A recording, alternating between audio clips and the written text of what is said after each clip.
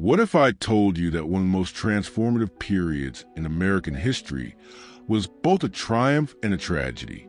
It's called the Reconstruction Era, a time when America tried to rebuild itself after the Civil War, promising freedom and equality to millions. But what happened next shaped the nation in ways we're still grappling with today. Today, we're diving into this pivotal chapter of U.S. history, a time of extraordinary promise and profound struggle. Through stories like that of Robert Smalls, we'll explore how courage, resilience, and progress collided with resistance, racism, and setbacks. By the end, you'll not only understand the complexity of this era, but also feel inspired by the enduring fight for justice.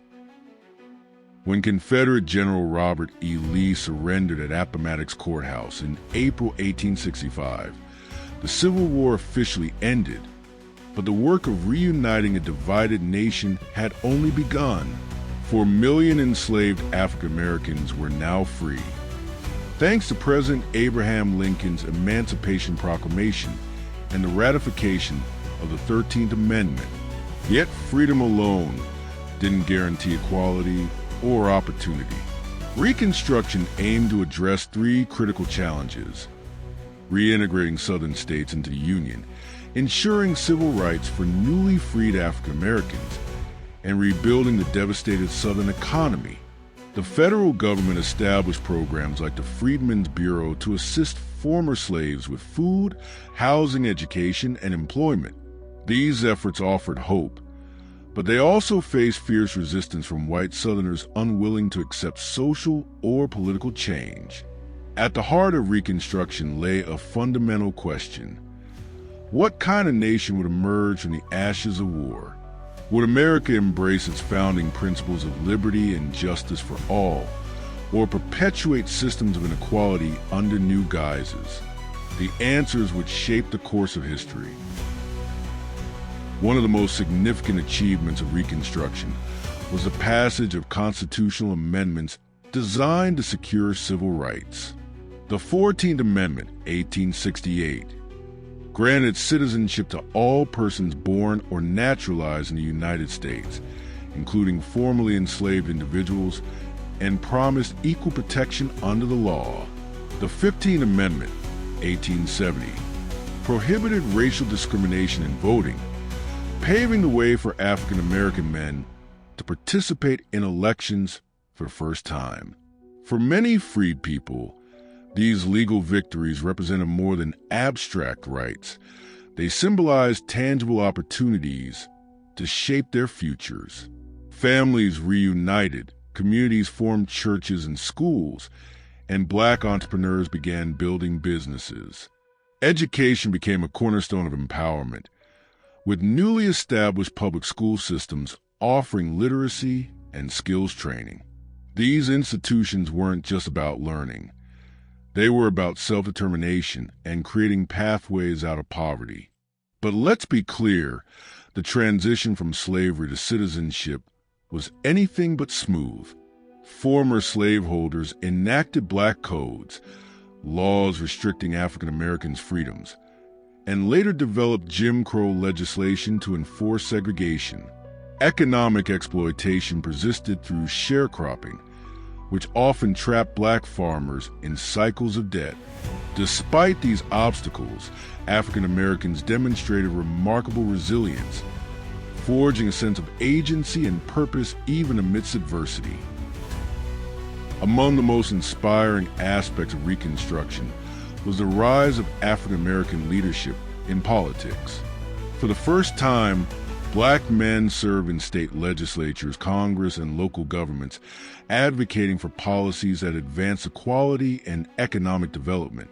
Figures like Hiram Revels, the first African-American senator, and Blanche K. Bruce, who followed him, broke barriers in national politics. Robert Smalls exemplified this wave of leadership. Born into slavery, Smalls escaped aboard the Confederate ship CSS Planter in 1862, delivering it to Union forces in one of the most daring acts of defiance during the Civil War. After the war, he returned to South Carolina, where he championed causes such as public education, land reform, and voting rights. Elected to the U.S. House of Representatives, Smalls fought tirelessly against discriminatory laws and worked to ensure that Reconstruction delivered on its promises of equality and justice. These leaders didn't just represent their communities. They challenged stereotypes and proved that African Americans were capable of governing themselves and contributing to the nation's prosperity. Their presence in office inspired countless others to believe in the power of collective action and civic engagement. Despite its achievements, Reconstruction faced relentless opposition. White supremacist groups like the Ku Klux Klan terrorized African Americans and their allies, using violence and intimidation to suppress civil rights. Lynchings, arson, and voter suppression became tools of oppression, undermining the gains made during this period. Politically, Northern support for Reconstruction waned over time. The Compromise of 1877, which resolved the disputed presidential election of 1876, effectively ended federal intervention in the South. Without enforcement mechanisms in place, Southern states quickly dismantled Reconstruction-era reforms.